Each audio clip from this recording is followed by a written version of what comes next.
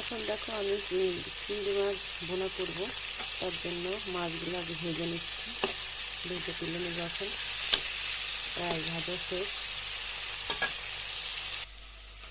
দেখো চিংড়ি মাছগুলো ভাজা শেষ। এখন এই তেলের ভিতরে দিয়ে দেবো পেঁয়াজ কুচি। এখন দিয়ে দেবো একটা তেজপাতা। এবার দিয়ে দেবো নতুন আলুগুলো।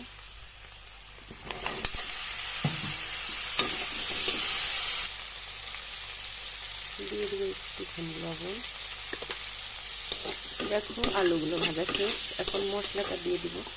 মশলার ভিতর আগেই লবণ হলুদটা দিয়ে দিয়েছিলাম।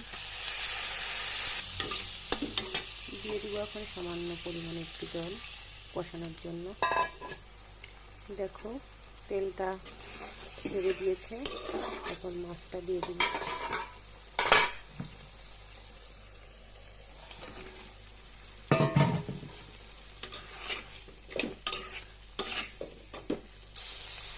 দেখুন কষানো শেষ। এখন দিয়ে দেবো একটু পরিমাণ জল। দেখো চিংড়ি মাছ ভুনা শেষ। এখন দিয়ে দেবো একটু কাঁচা ঝাল। কিছুক্ষণ পর নামিয়ে নিব।